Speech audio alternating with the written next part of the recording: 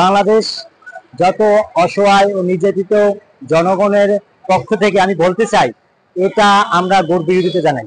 কারণ এই মুহূর্তে বাংলাদেশের যে অবস্থা প্রেক্ষাপট, যদি এই সংখ্যালঘু পদ্ধতিতে নির্বাচন দেওয়া হয়, তবে আমাদের যে হত্যা করেছে, আমাদের ছাত্র ভাইদের প্রায় ১,৫০০ ছাত্র ভাইদের হত্যা করেছে এবং ৩০,০০০ ছাত্র ভাইদেরকে আহত করছে এবং আরো হাজার হাজার ছাত্র ভাইদের এবং এই সহ বাংলাদেশের অজস্র মানুষদেরকে গুম, খুন, অন্যায়, অত্যাচার এবং বিভিন্নভাবে নির্যাতন শোষণ করেছে।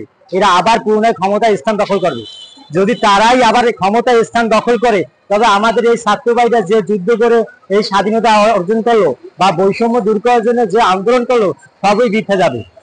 তাই আমি বলতে চাই যে আগে আপনারা যত রাজনীতিভিত্তিক দলের নেতাকর্মী আছেন, আগে আপনারা বাংলাদেশের বৈষম্যগুলো দূর করুন। তারপর আপনারা সংখ্যালঘু পদ্ধতি নির্বাচন দেন, কিংবা পিআর পদ্ধতি দেন বা গণতন্ত্র পদ্ধতি নির্বাচন দেন, তাতে আমাদের কোনো আপত্তি নেই। কিন্তু আগে প্রথমত আমাদের বৈষম্য দূর করতে হবে। আপনার চেয়ে দেখেন,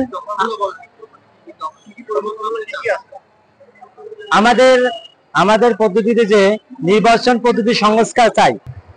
দল থেকে মনোনয়ন পত্র ফরম বিক্রি করার নামে টাকা হাতানো বন্ধ করতে হবে।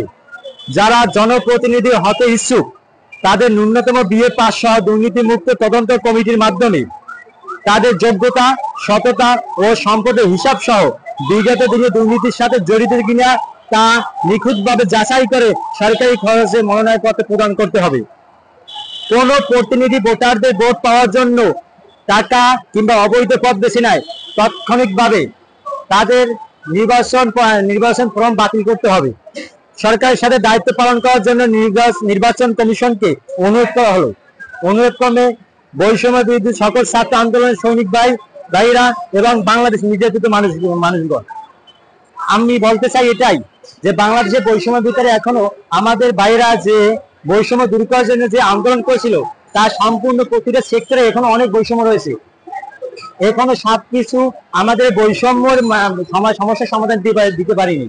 আপনার সে দেখবেন এই বাংলাদেশে এই চিড়িয়াখানায় যে এই স্বাধীন প্রাণীগুলো বন্দী করা হয়েছে, আসলে এটা ইসলামী দৃষ্টিতে হোক বা মানবতা দৃষ্টিতে হোক, কোন হিসাবই এটা যৌগিক নয়। এটা একটা অনেক পাপ। তাই আমাদের এই স্বাধীন প্রাণীগুলোকে মুক্ত করতে হবে এবং আমাদের বাংলাদেশে অনেক জায়গায় প্রতিটার ভিতরে আমাদের যেসব মা বোনদেরকে ইজ্জত নিয়ে ব্যবসা করতেছে, তাদেরকে সুতদন্ত ভাবে তাদেরকে আইনের আওতায় এনে শাস্তি প্রদান করতে হবে এবং আমাদের মা বোনকে রক্ষা করতে হবে।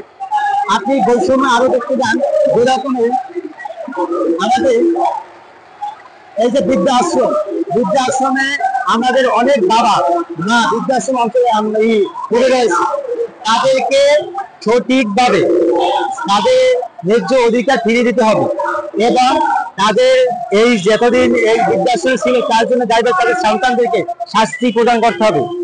আমি এটাই চাই যে আগে বাংলাদেশের সংস্কার করা হোক, তারপর বিভিন্ন নির্বাচন পদ্ধতি প্রতিষ্ঠিত মাধ্যমে করা হোক। তবে এটা জনগণের মতামত হতে হবে, কারণ এখানে জনগণের অনেক আশা আকাঙ্ক্ষা রয়েছে।